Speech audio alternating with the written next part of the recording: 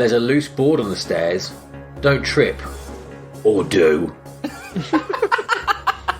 This is the science fiction rating system. Happy New Year. Happy New Year. Happy New Year. Happy New Year, Chris Redding.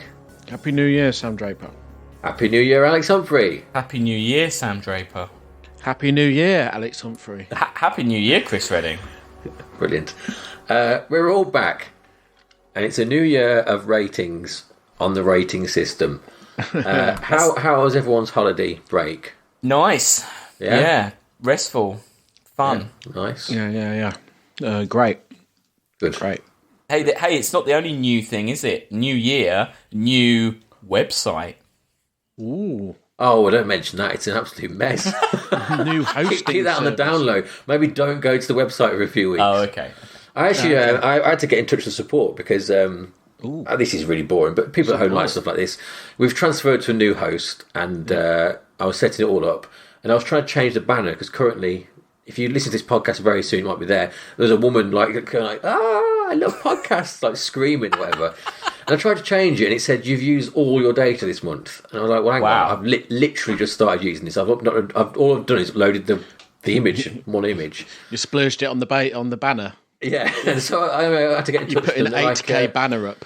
Well, they said the problem was that normally people don't import across with so many episodes, and we had like 12.5 gig of episodes go across. Wow, okay. And you get 10 gig a month. So we'd like we've done it on the episode. But they've given us an extra 10 gig basically. Good for them. And they've removed the woman, the screaming podcast. No, I think she's still there. I've got to remove the woman. I think if we go to science, let me have a look. Science fiction system. That's the catch.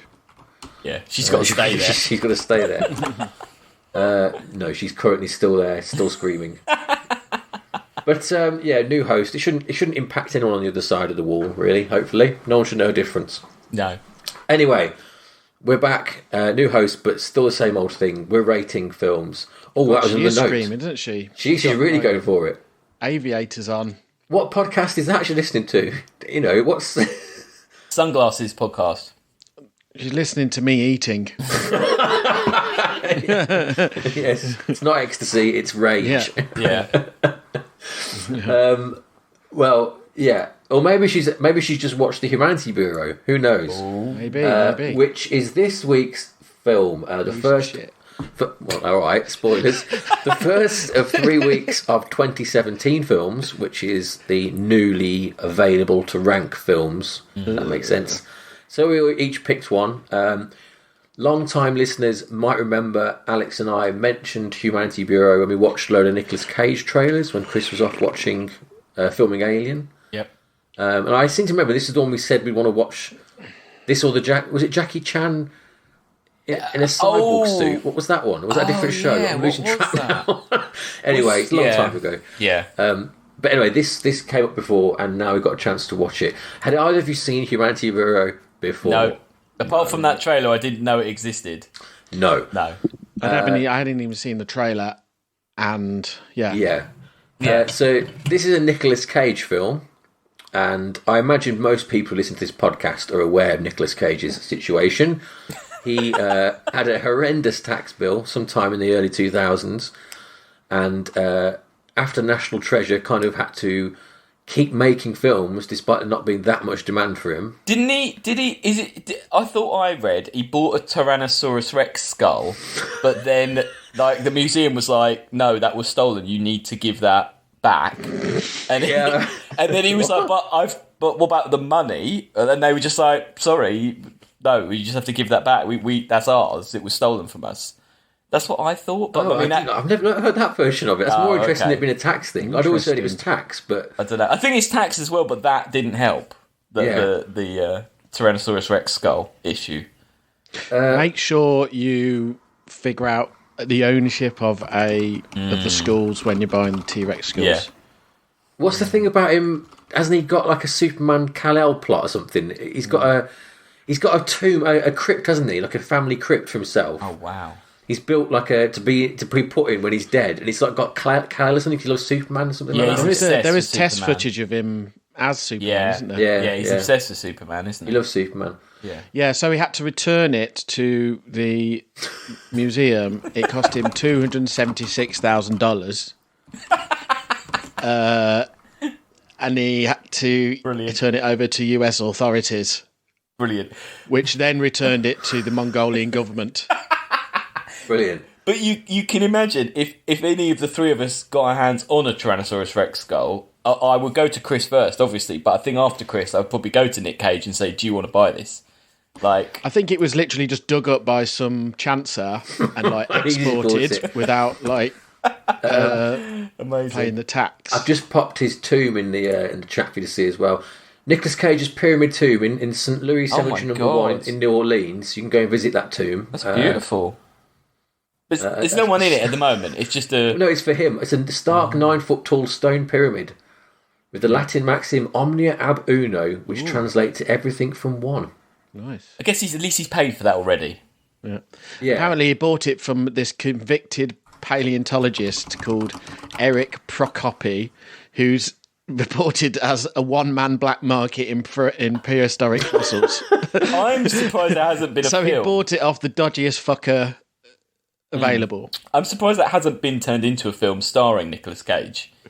Yeah. You know, about this guy digging it up and stealing it and then selling it to him and then like...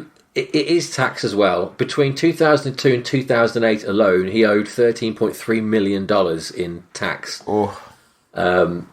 So anyway, for whatever reason, counterfeit dinosaurs, investments in tombs, tax, he's digging himself out of a big financial grave, or pyramid tomb, if you like. A dinosaur-sized hole. Yeah. Yep. He'll essentially make anything, seems to be the way. I mean, if you look at his IMDb page, he makes a lot of films. He's had a kind of a slight resurgence in the last few years, hasn't he? What's the one I really like? Mandy, which is a good film. You seen Mandy? Yes, that's brilliant. Pig was brilliant. Mandy. I bloody love Pig. Great film. Great film. Yeah, really better than Mandy, even, I think. Yeah, in a way, yeah. More understated and subversive. Yeah, not what you expect, is it, at all? No. Have you seen Pig, Chris? No. You should watch Pig. It's much better than a Nicolas Cage film would suggest, I would say. I mean, I don't mind Nicolas Cage. I mean, he holds the screen for me. I never like any question over like the performance side normally with him. I mean, he's a mad bastard, isn't he? But he's good at being a mad bastard on screen. Yeah.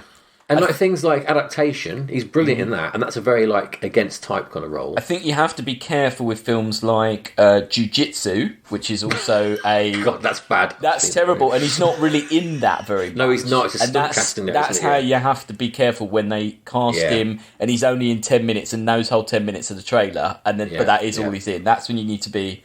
Exactly. Yeah, at least Humanity Bureau is a real. He's the leading man here, without a doubt. So yeah, Nicolas Cage, he's playing Noah Cross. It's the future, dystopia as always, and America has shut its borders because it's like the crawl's quite funny at the start, isn't it? It's like there was a war, there's a civil war, there were bombs. Basically, every single scenario has happened. Yep, and we're left with a world where there's rich people and there's poor people, and the Humanity Bureau decides whether you're worth being allowed to live. You have to not be a burden, basically. Yes, you have to contribute more than you. Yeah, quite fascist. Yeah, it's it's that kind of thing. It's very Equilibrium. I thought this film was very like that Christian Bale trying to be like Blade Runner or something. Though, like on a lot lower budget. Yeah, a lower budget. It's the future more than what Blade Runner was made for. Yeah. It's the future, there's walls, and we're all fucked. Basically, that's what you need to know. And this film, straight off the bat, doesn't open strong. You get a really poor CGI drone, and there's a lot in this film of Nicolas Cage in a car. Yeah. But it looks like 1950s car tech, doesn't it? Why it's so couldn't bad. they get that right? And in knowing that they couldn't get it right, why did they keep doing it? Like, get him out of the car, get everyone out of the car, because it looks so awful. Like, quite jarringly awful as well. Yeah. It's like proper, like, 60s sitcom kind of thing, isn't it? Like screen. Yeah, like the background's moving. Yeah. Yeah. And they're, like, properly wobbling around, and he's doing that steering like this. Well, they probably said, we're going to the desert to shoot. And he went, I'm not going to the fucking desert. And they're like, okay, get the green screen. It's really bad. And as you say, a very jarring look. I like his phone. Yeah, I liked his phone as well. Yeah, I liked his phone. I hate the phone. You hate his phone? I loved his phone. Well, hate just like when these sci-fi movies, you see it a lot in like student movies, like sci-fi movies. To make it sci-fi, they just do like a hovering, like, hologram. I suppose the thing, for people who've not watched it, it's basically your phone is still a phone, but it's got like a hologram screen that is out and raised on an angle. I thought that was quite useful. Yeah, I like that. Yeah, I just see it. All I see is cheap After Effects. Oh, it's definitely cheap After Effects. Yes. And also, there's some shots they obviously decided it was too hard to do it, so he just goes back to an old phone, doesn't he? And I just hate how using the device to move move the story along is just not good. Yeah, it's just classic cheap sci-fi. His phone could do everything because it was linked to his car, wasn't it? As well, it told him how much petrol. The car's from like 1950 though, so I can't see. That's El Camino, isn't it? Yeah. He's very weirdly specific about the things he says to it as well, isn't he? Like he goes like GPS, do this, do that. Like his orders are really over elaborate in a way that they've gone back in time. Didn't ever exist. Exactly. Yeah. Anyway, he works at Humanity Bureau, Nicolas Cage, and he's off to go and he basically assesses people, doesn't he, if they're worth anything. And his first one is to go to this old dude who couldn't act at all, really, because he was awful. And I'm not really sure what his deal was. He was living in... Not only was he not contributing, but he'd actively got like mealworms and stuff crawling over his cereal. Yeah. Which... I don't know what's going on there. Like, from an angle, he looks a little bit like that guy who's in like Gladiator. He's like one of the senators. He's like a big actor. What's his name? He's a big English actor, like Ian Senator Holm. Gladiator. Let me have a look. Isn't who's in Gladiator? It's Oliver Reed's in Gladiator, but he's dead. And the other dead one. It's Derek Jacobi. Oh. He looks like Derek Jacobi post-lobotomy. This guy, they make a political point here, don't they, as well? Because he's like, back in the old days, I went to the White House, and you see a picture of Trump, and he's photoshopped next to Trump. Yeah. So, of its time, like you can see what they're going for, can't you? Like, this is where it ends up if Trump's in power, but they don't really think it much further than that, do they? No. And at this point, Nicolas Cage is fully behind his job, isn't he? He's just like, come on, There's no indication at all, is there, that he's... No, he's just like, you're not useful, sorry, you're going to have to go off to New Eden. Come on, sting your hook. Yeah, there's New Eden, which is where you go if you're not worthwhile. We'll get... It kind of all falls apart very fast. But this guy... Terrible. He gets a shotgun out. He's like, I'm not going to go with you. But he just shoots the middle of the door from a different room. And Nicolas Cage is very obviously hiding behind the sofa, isn't he? Because he walks back in the room and Nicolas Cage isn't there. And then the guy just keeps ranting on, doesn't he? Like, you're not going to take me alive. No one's trying to take you. Nicolas Cage might have left for all you know. He's not. It's very strange. But he gets shot anyway. And this is the catalyst, in a weird way, for Cage's redemption or revolution or whatever. And at this point things aren't looking good, are they? No. He goes back home and we meet the antagonist of the piece, who had an amazing name. Where is it? Westinghouse. Yeah. Who is like kind of a Fisher-Price Bruce Willis, which considering Bruce Willis will make anything nowadays isn't saying much, is it really? He's terrible. He's such a weird villain, this guy. That flat of his in that skyscraper. Yeah. Like, just half of the curtains are drawn because they don't want to show the actual view. Do you think Nicolas Cage, set dressed that room?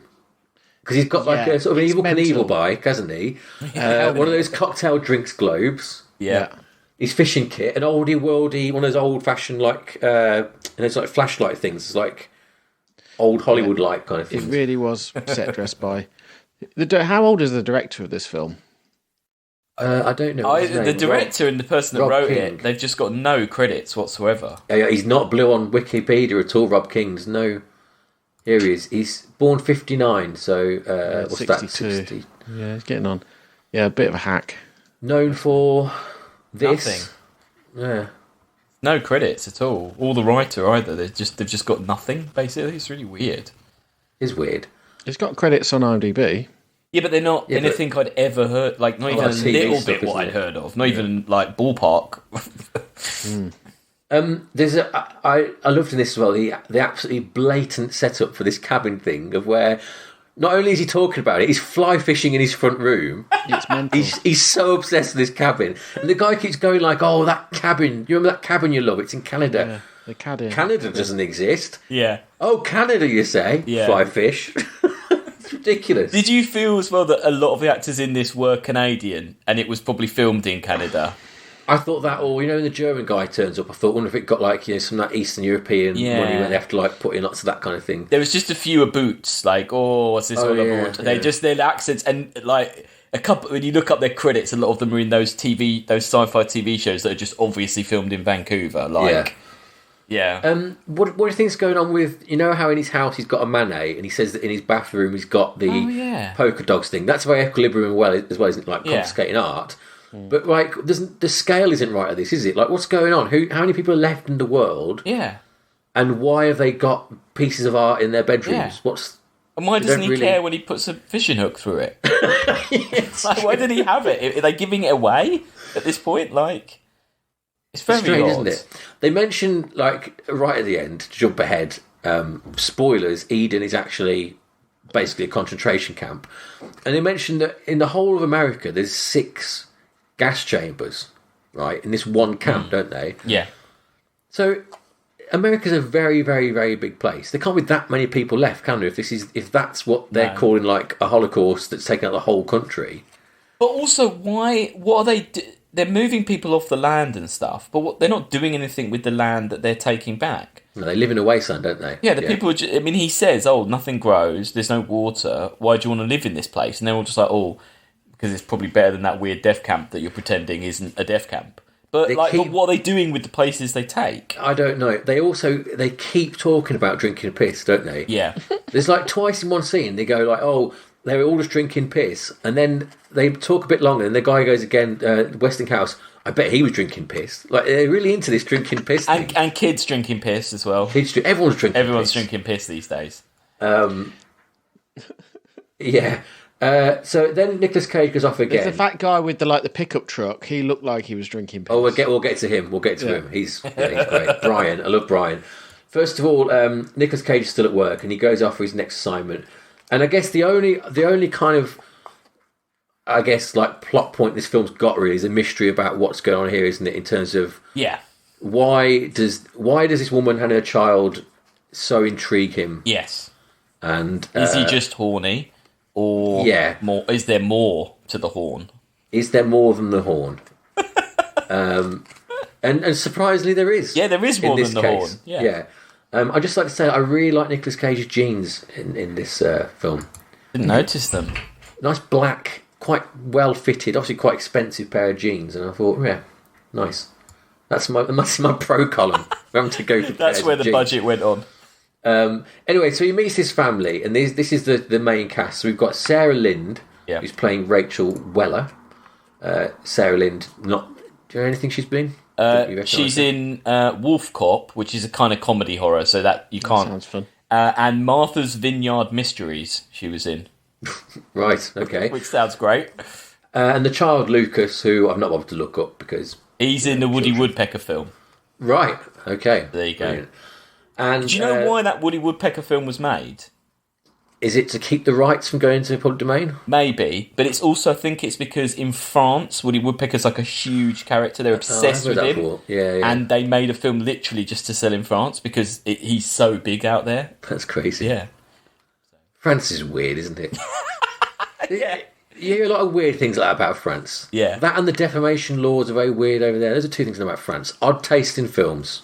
There's like an old English guy who's like a massive star over there, musician. A singer, like Cliff yeah. Richard, yeah. Yeah, it's not it's on Holiday. Something like that. I can't and remember. them two twins died today, the ones who have really loads of Botox, who have weird faces, French twins.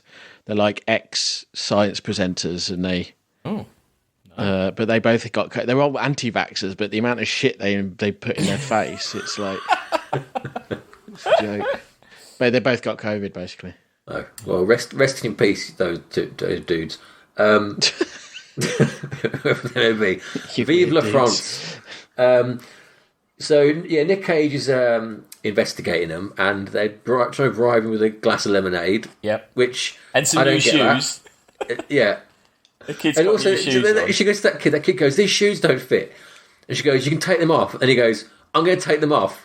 What? It's so weird. And then every shot after it, he's not taking them off anyway. He's wearing them. He's like the worst, isn't he? Because he's not that terrible. young, but he just keeps saying obvious stuff that's just revealing that they're faking being productive. Like, oh, we don't really eat any of this food, or oh, we've only got lemonade because you're here. Like, he just keeps undoing like all that woman's good work. Yeah, like, in a normal situation, you wouldn't say, "Oh, we don't eat lunch," would you? If you didn't eat lunch, but this guy is revealing it no matter what. And it's pretty obvious very quick that Nicolas Cage isn't going to dob him in if he can help it, but he kind of has to.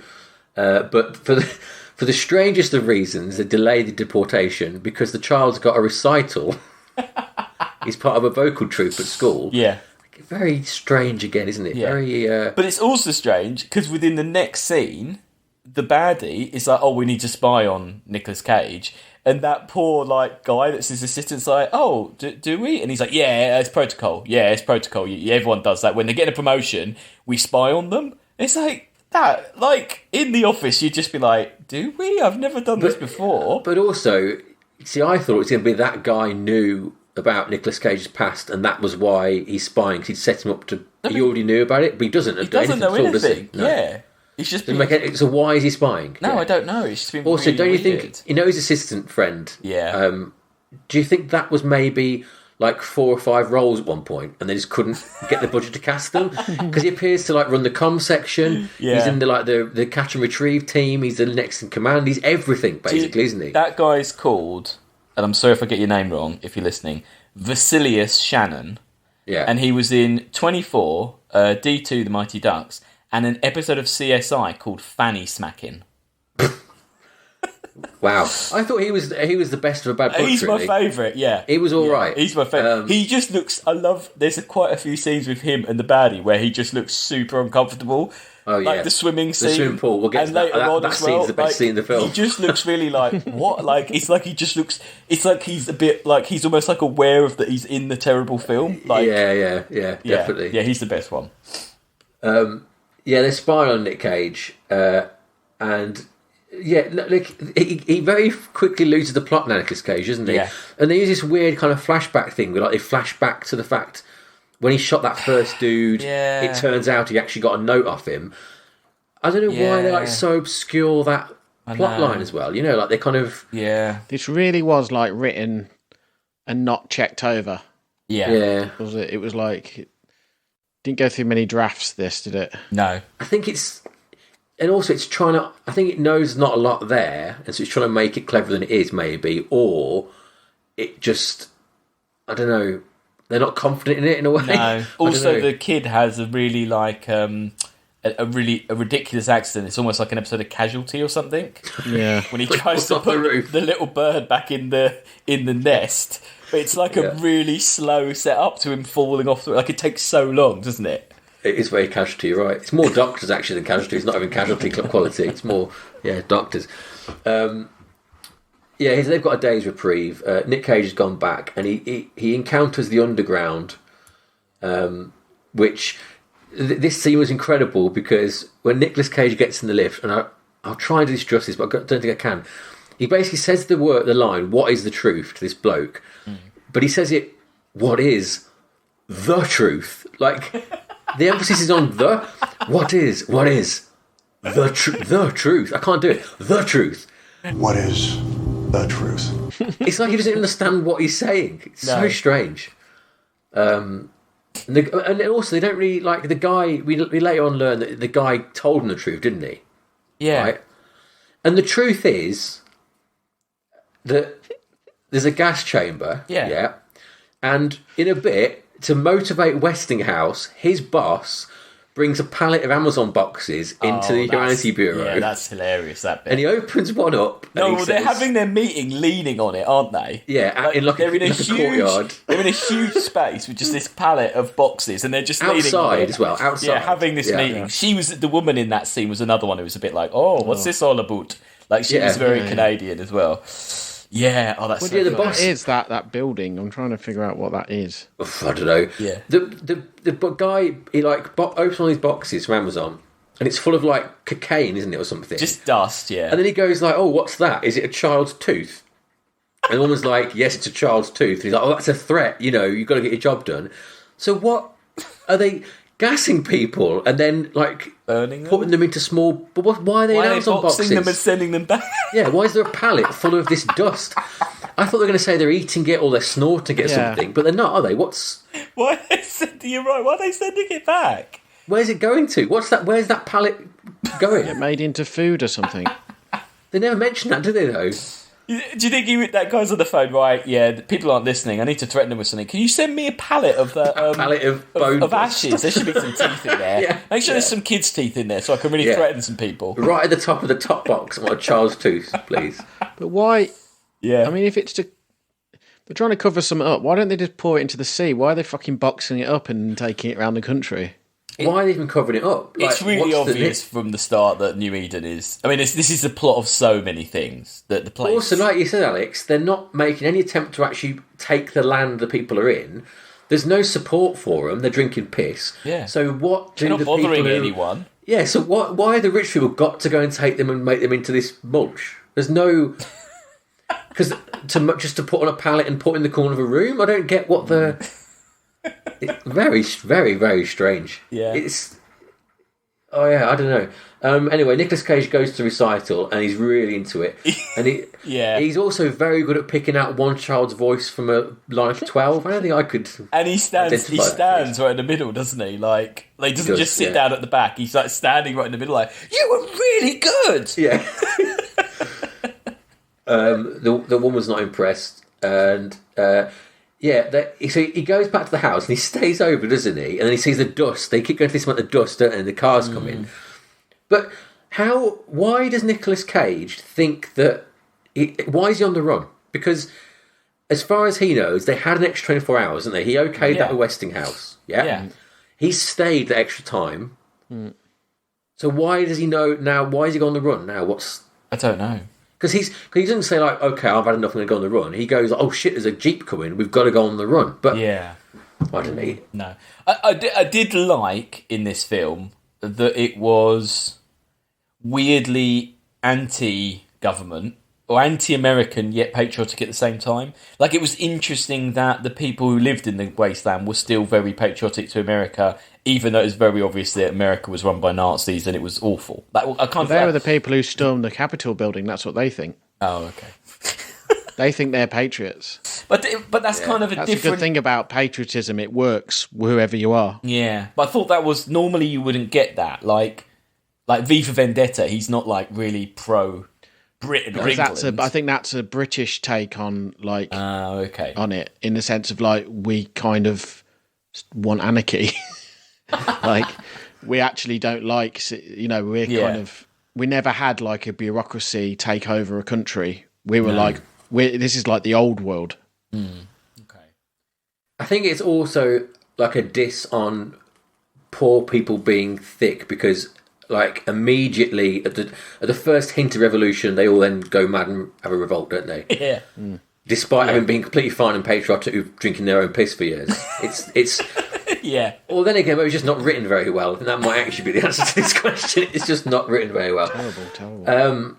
So yeah, Nicolas Cage used to drive angry. He escapes, and we meet probably the best character in the film. Yep. Who I've got fat guy with the crutch in capitals, but we later learn he's called Brian, who has the fastest character arc in the history of film, I think. Yeah.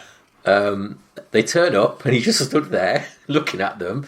Yep. Nicolas Cage is like, if he moves, shoot him, to the kid. Yeah. Nice. And then Nicolas Cage says, right, I want some gas. And he's like, you can't have it. He's like, oh, I'm guessing you've only got one crotch. I'm going to shoot you in the crotch. And then the guy says, oh, are you trying to be a good family man? And Nicolas Cage is like, yeah. And then the guy sacrifices himself for Nicolas Cage. All in about 30 seconds. Yeah. What's that? It really is like filmmaking by Tommy Wiseau or something, isn't it? It is. This bit was terrible. You've missed that Adam gets shot in the eye, and then he has like a piece of toast or something over his eye. Yeah, that's terrible. Like, it looks like a piece of toast taped to his eye for some reason. It is a piece of toast. It is a piece of bread.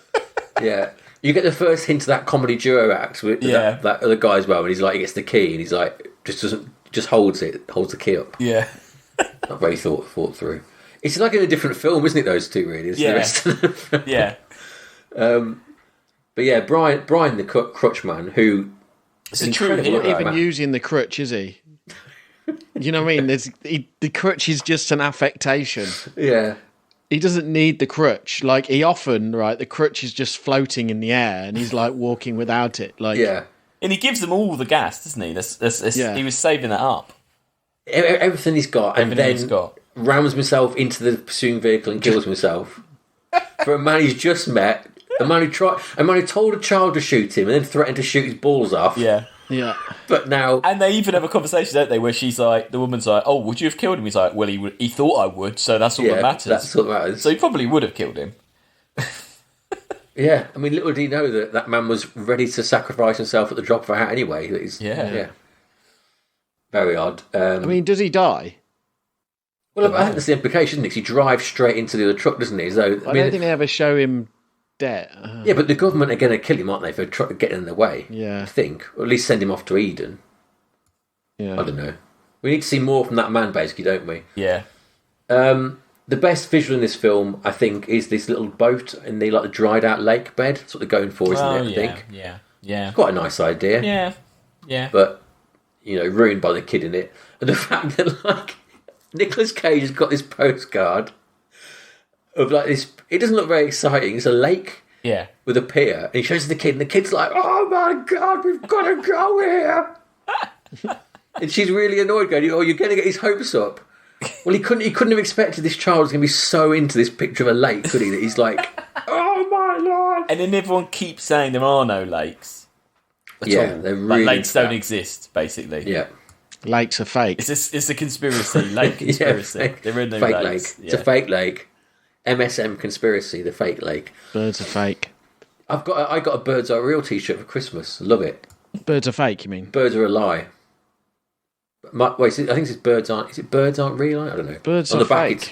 No, it's Birds Aren't Real is the name, right. isn't it? Yeah. Okay. And on the back, I got a bird, and it says, I'm a lie under it. It's brilliant. What happens now? Nicolas Cage switches his car. This is all very boring. Yeah. Oh, there's a brilliant bit, though, when Westinghouse goes to threaten the guy who told Nicolas Cage about the conspiracy. And he's got a picture of the guy's family, hasn't he? And he goes, pick up the picture. Pick up the picture of your family. And then he goes, oh, go home and see your family. And they cut to a room with nothing in it. They've not set dressed it at all. It's literally a completely empty room with just two bodies on the floor, all bruised and dead. Yeah. Yeah. I love it. The set dressing in the art department, I think, is the worst part of this. Yeah. It's, his eye patch. You can tell it's clearly cut with scissors out of some card. They've tried to make it look sci-fi by cutting it out of some carbon fibre looking material, but the edge on it is so bad. Yeah. Don't you think as well the colour grading? They try and go for that post-apocalyptic kind of washed out thing, don't they? But it's not consistent at all, is it? No. So it's looks like it's snowing 1 minute, then it's kind of that atomic stuff, then it's normal. All over the place. They meet the weird German dude with his Mad Max children. Yeah, that's odd, isn't it? Yeah, why are they dressed like new romantics? And why are there so few people around? What, Yeah. Because I don't know. Either he's having the luckiest road trip of all time, or he's just wandering into all the best people that he could possibly wander into. It's strange. That guy's kids look so strange, don't they? Those two. Yeah. Two children.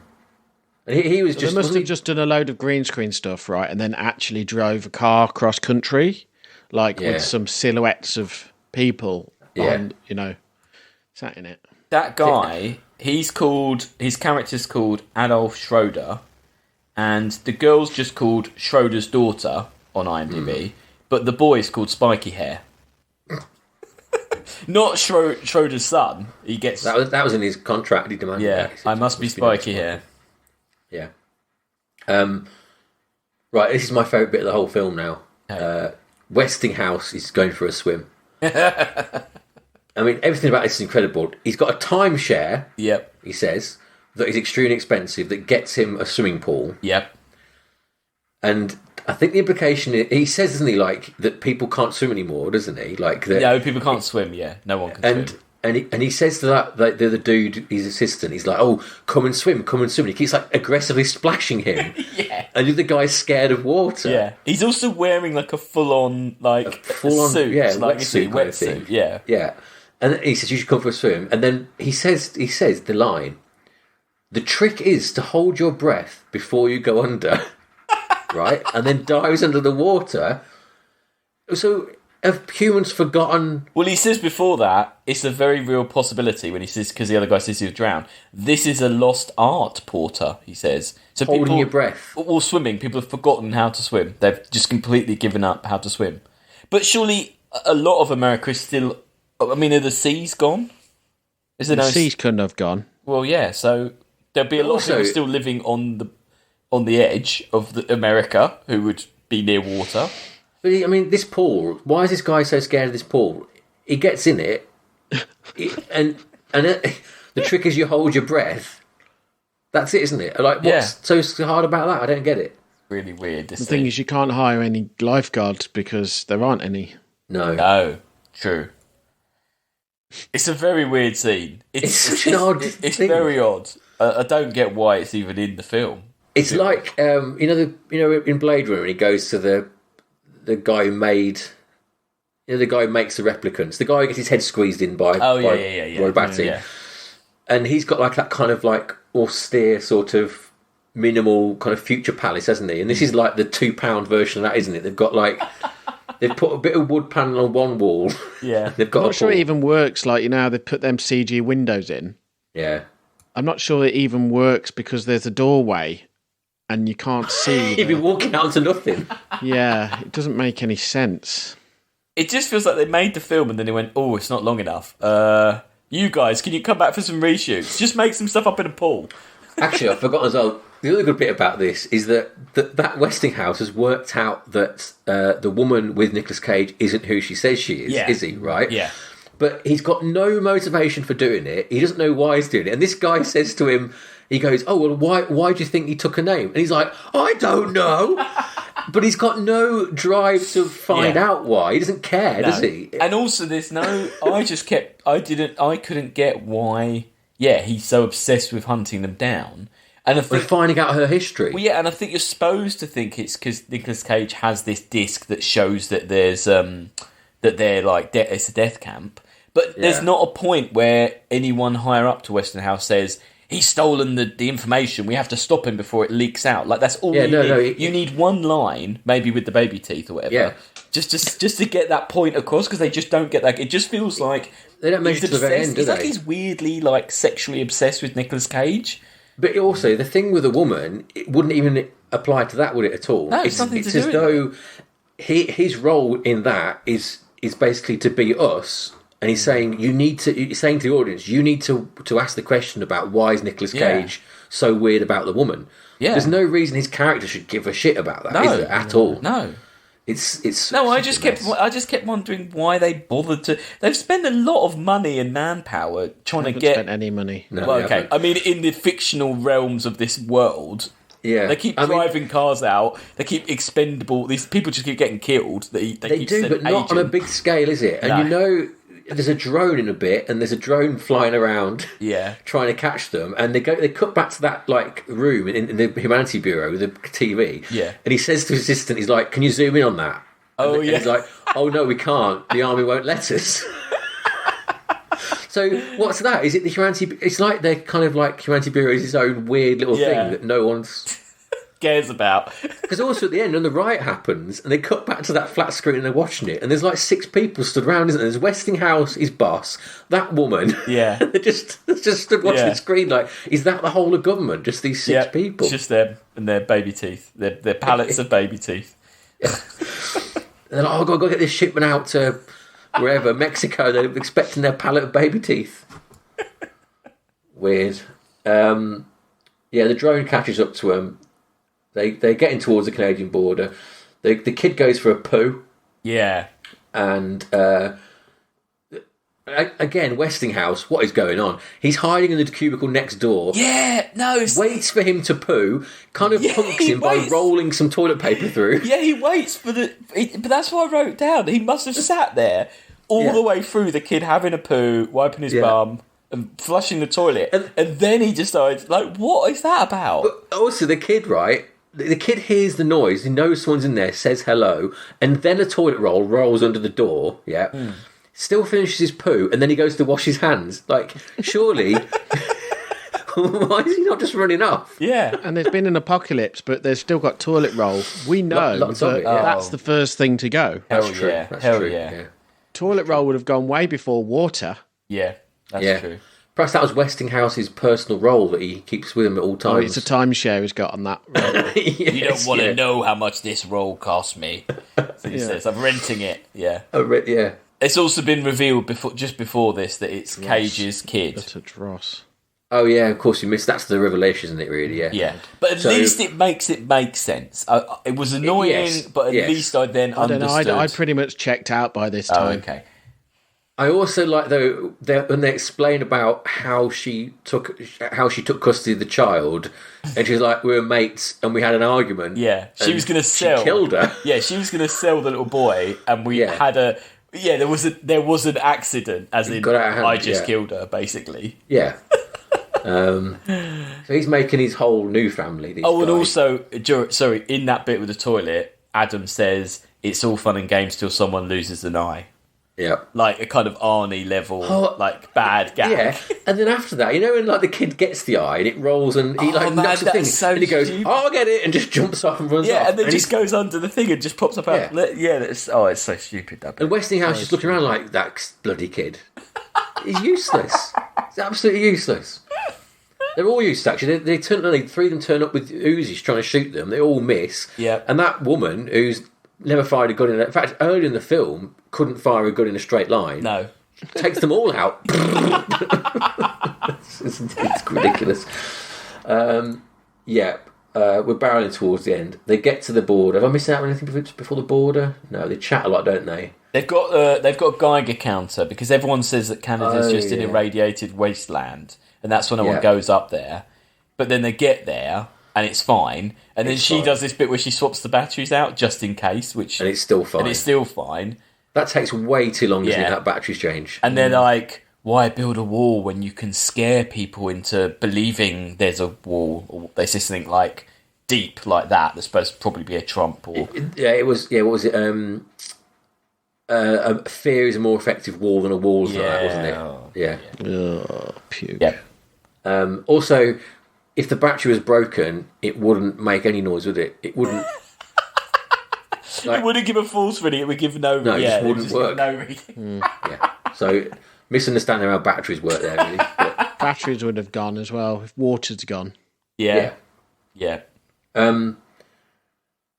So they get to the Canadian border. The car breaks. That's brilliant. The back of that car scene, and that little puff of smoke comes out the front of it.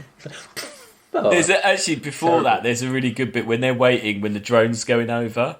Yeah. And there's a bit when the little boy's like throwing something at Nicolas Cage, and he turns around and he's like, "Stop it!" Like he just does do it again, or break your arm, isn't he? He's like, he does like a proper Cage rage bit. It's just a one moment. Yeah. It's really good. That's weird. That whole scene's weird, isn't it? They're like, tell a story, and it's not just play for time, isn't it? It's not a long film either, is it? It's like an hour 30. They get to the border. The car breaks down. They get across the border, and I quite like the fact that basically Nicolas Cage and new wife both get shot in the head. Yep, me too. I like that. Quite a bold thing to do. Yep. There should have been more shootings. There should have been. The kid runs off. Yep. Runs back for reasons I don't really understand. Yeah. Throws stones at him. But did you notice that because they're holding hands alive, Nicolas Cage and woman, both get shot in the head separately, like literally minutes apart. So they've stopped holding hands. Yeah. And they're both shot in the temples. They're dead straight away. Yeah, you're down, you're out. When they cut back to them, they're lying on the road. They're holding hands again. So it's as though Westinghouse has gone across and put their hands back together, hasn't he, after death? He probably has. He probably has done that. He's such a weird villain. He probably did do that. He is weird. The kid comes back, and then out of nowhere, the Canadian Border Patrol turn up, which is like Native Americans for some reason. I didn't really get with a sniper rifle. Yeah, with a sniper rifle, and they save the day. Take the kid into Canadian custody, which is like a log cabin. Like, you ask the question, really, what has happened to Canada? Like, is Canada all right or not? Because if this is the why are they getting involved? The military. If this is the Canadian military complex, 2 people sat in a log cabin. What is that border wall there for? I mean, they haven't really got a military complex anyway, have they? So yeah, but if America's like saying, I don't get it. Like, if there's a border existing, right? Who's that border for? Is it Canada trying to say no to America? In which case, you need more than 2 old people in a log cabin.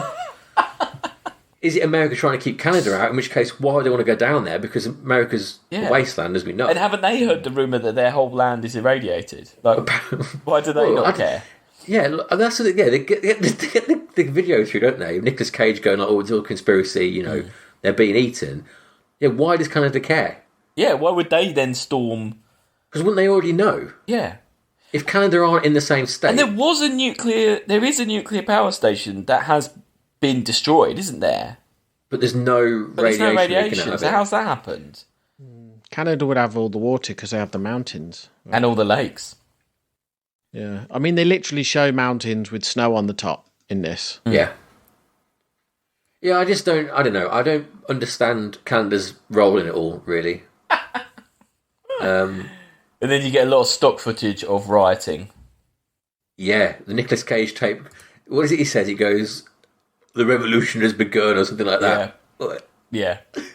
Yeah. And then, did you notice the song on the credits? Did you notice who the singer of the song is? No, I heard it, but I didn't know who it was, no. The song... the director? Worse, the song Done the Math was written and performed by the musical group Headstones, which is led by, as I say, and the song was written by, and he's the singer, the bloke that plays Adam Westinghouse. Oh, brilliant. He's singing that song, and he wrote that song, and it's in the credits. And when you listen to it, you can totally hear it's him.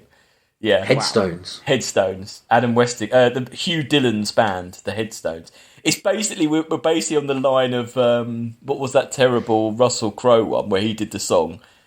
It's a bit like that, isn't it? Yeah. Yeah. Oh, yeah, I'm on their page, the official video, and there's Westinghouse himself doing some more acting. Ugh. He's working up in a jail cell. Bad song as well. It's kind of like Leonard Cohen light, isn't it? Like, dirgy. I think you're being a bit kind to it there. Yeah, it was really bad. And that was Humanity Bureau. Yeah. Wasn't great, was it? No. Why do you think Nicolas Cage did it? Do you think he felt that he was being... Apart from money, do you think he was being patriotic? Or do you think it's just the money? Dinosaur. Yeah, I mean, it's just the money, isn't it? You don't think he believed in the idea of it and he was very, like... Well, let's have a look. Nicolas Cage, let's see what else he made this year. That will... in the 2017. If this was a strange blip on his otherwise great year. So he was in Southern Fury... Okay. John Cusack was in that. Oh. But I think it doesn't look great. Anyway. He'll do anything as well a little bit. He will. Yeah. Vengeance, a love story. A group of strangers come to the aid of a single mother seeking to bring a rapist to justice. He looks exactly the same in that film as he does in this one, to be honest. Same genes. He was in Inconceivable. A mother looks to escape her abusive past by moving to a new town where she befriends another mother. They're all just the same. Oh, Faye Dunaway's in this one. Oh my god. It's all like that kind of weird, like, don't get real things anymore. Cheap straight-to-DVD thrillers, basically. Dark, a government agent must track down and kill a terrorist before he loses his full memory from dementia. That sounds incredible. Oh my god. And that's a Paul Schrader film, that is. Oh, wow. Yeah, that one sounds good. Yeah, so, I don't know. Passion Project? I don't think so. No. I don't think so. It's just because the director's so unknown and the writer was so unknown and it doesn't really have anyone else famous in it. It seems like a weird... I know he just does it for the money, but it's a very weird project. I mean, you've seen Jiu-Jitsu, haven't you? Yeah, true. he just makes shit, doesn't he? Yeah, he does just make shit. Well, anyway, Chris, what's your overall opinion on? Well, I think it's kind of it's like a student movie, but it breaks the same rule as most like poor sci-fi do, in the sense like, okay, they've got some really nice locations, they've got a star, right, and they try and make a blockbuster style shooting guns running around type movie, and it's like, why don't they never work to their scale. Yeah. And it's always wrong. I mean, obviously, it's just really poorly written anyway, and the story just isn't there, and they haven't focused on what's important, so it's really quite bad. Yeah. Yeah.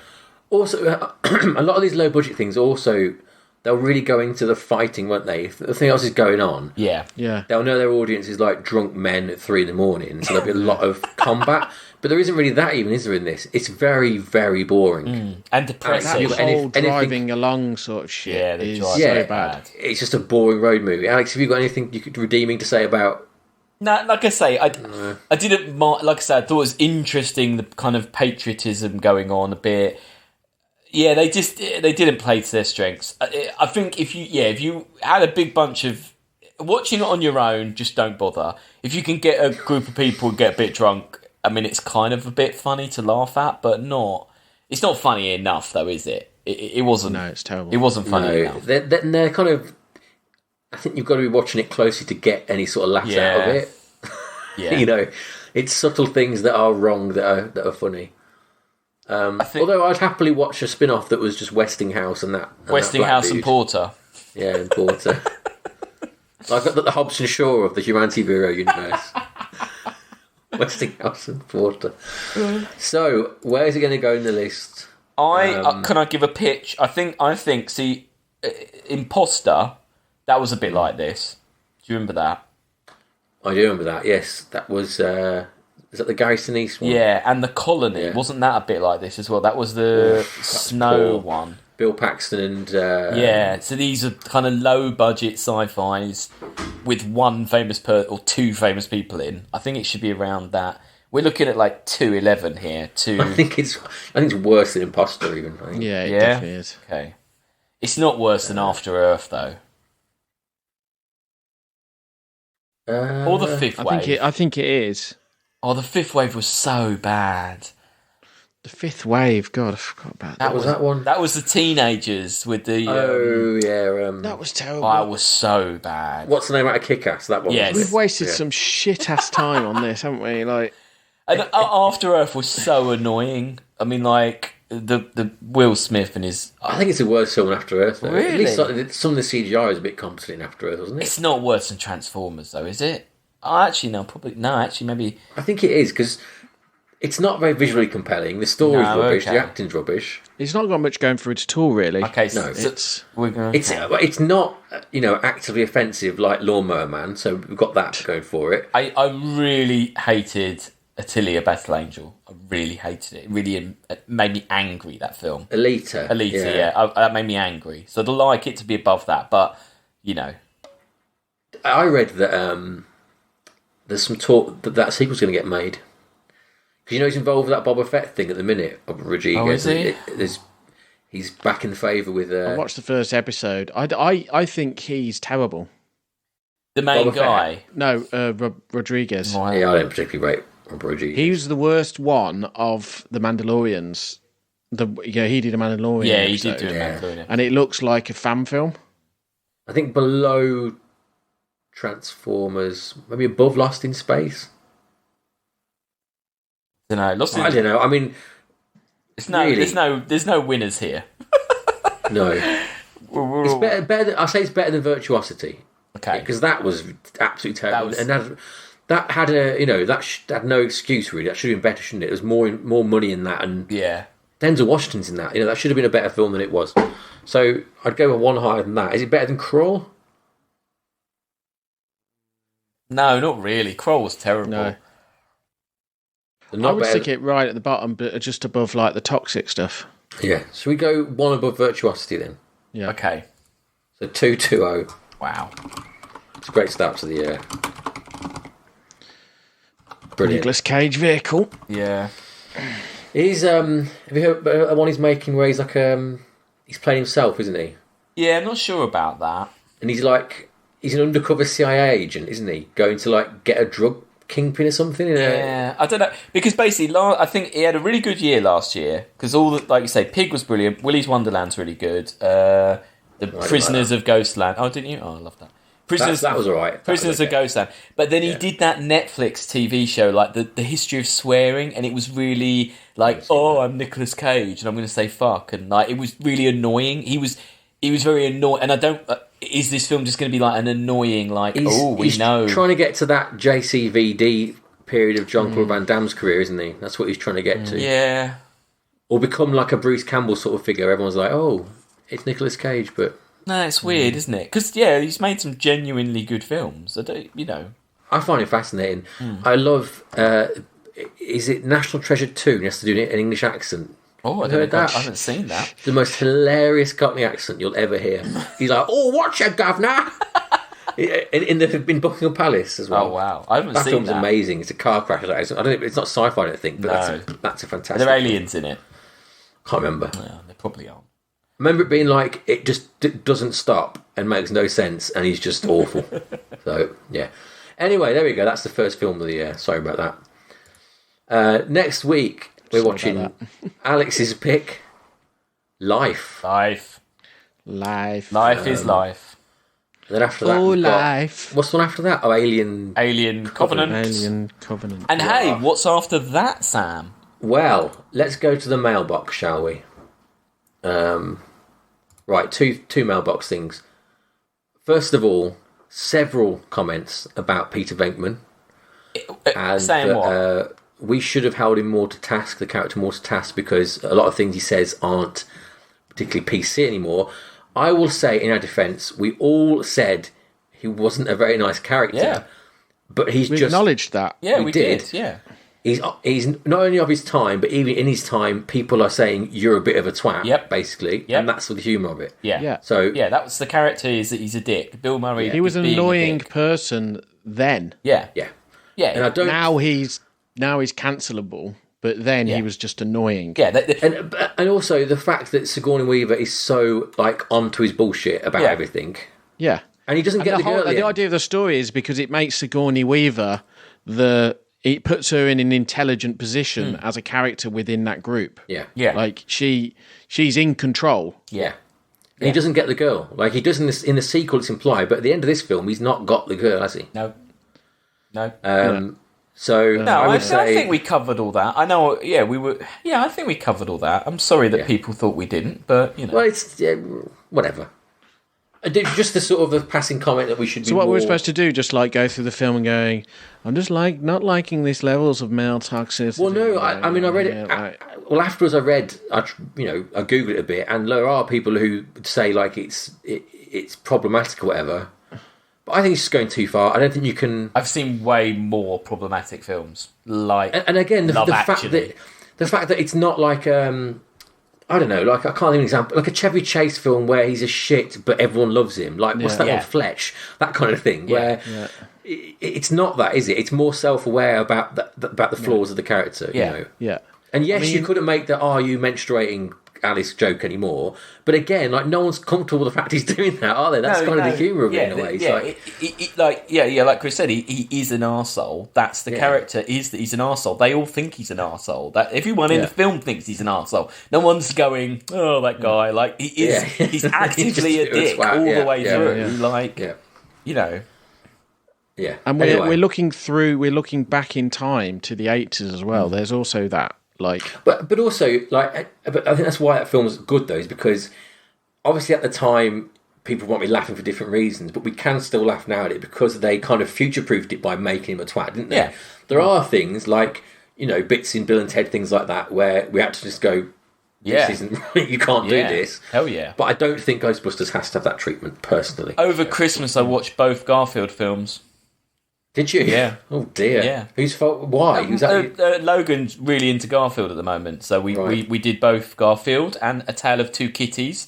which is what the It's sequel. in both of them. It's his voice in both of them. Yeah. Wow. Yeah. The second one's pretty bad. The first one's all right. I don't know. It's all right. Yeah, wow. It's bad. You feel a bit. I mean, he must have just wanted the paycheck for that. I mean, Also, it's easy money, isn't it? Because Garfield is kind of like lazy and bored all the time, isn't he? Anyway, Yeah. So it's kind of yeah. you just phone it in. Yeah. Anyway, other correspondence. So we got a lovely long email from Travis in Alexandria, Hi, VA. Travis. Hey, That's Virginia, Travis. isn't it? Yeah. I won't read it all, but he was basically saying, he's got into the podcast. He's actually converted 3 other people in Virginia to the podcast, despite, as he says, it being a red state. Proof that we are, We cross divides. don't worry, Republicans. Yeah. I don't think Travis actually is, but he's down on the ground. He's in it. He's in the thick of it. He's living it, and he's doing all right. He's flying the good flag for us. Yeah. So yeah, thanks, Travis. Anyway, he had a suggestion for a 2017 film, which was Valerian and the City of 1,000 Planets. Ooh. He says, Jesus H. Christ in a chicken basket. What a beautiful mess of a film that was. I agree with you there, Travis. I have seen that film, and it is a mess. Brilliant. So that will become our 4th 2017 film to watch after Alien. So thanks for that, Travis. If you want to get in touch with us, we are Sci-Fi Rating everywhere. Science Fiction Rating System.com, but I'm not sure you can contact us through that just yet, but Give us a while to sort it all out. We'll put all that great content back on. We will. Oh, and plug for another podcast. I've started another podcast. That's coming okay. soon. Okay. It's a music one, not a film one. With who? No one. It's a very different thing. It's sort of like essays about music. It's called Vanity and Presumption. So go to Spotify. There's a trailer. Subscribe. First episode coming in the next. Are you just going to be promoting your own podcast on this podcast? Well, come on. I mean, isn't that fair? Yeah. If you had a podcast, I'd let you talk about your podcast. Is it just you on this podcast? Yeah. Okay. I feel a bit better about it then. So hang on, if it was me and somebody else, you wouldn't let me talk about it. No, we can't. Yeah, we can't no. We talk about Chris's films all the time. No, but if you're doing another podcast with other people, we'd both be really upset. Yeah, but it's not it's not a science fiction film. I wouldn't be that podcast. upset, actually. Oh, I would. It's a different genre. It's not even the same, not films or anything. So yeah, Just you I doing like the essays. album art. sorry. I like the album art. Thank you. What? So we Let me do a clear plug. Vanity and Presumption. It's called. That's without Alex. give us a bit. Give us a bit of it. Well, I basically take a song each episode, and it's just an essay about that song. The thing is, because Spotify now, if you put it on Spotify, they let you embed the real song in the podcast, which is something I've always wanted to be able to do. So I basically talk about a song for a bit, and then you listen to the song. Is it all Pet Shop Boys? No, and it's for my first season. It's 10 episodes. There's no Pet Shop Boys in there at all. There is an Erasure track though, so on brand. Yeah, okay. But yeah, so the cross plug. I'll probably mention it again in a few weeks. But check that out. Go and subscribe. Thanks, guys. Brilliant. Right. Well, next week we're back with life. Do you want to plug anything while you're here, Alex? You got a different podcast going on? No, I don't. No. Okay. No. Sorry. Anything, Chris? Anything to mention yet? You're still plugging away, aren't you, on this and that? Nothing to mention. Deep Fair in enough. the weeds. Deep in the weeds. Brilliant. Well, we'll be back with life soon. Until then, Don't drink urine. yes, don't drink piss, especially if you're a child. Yeah. Bye. Bye.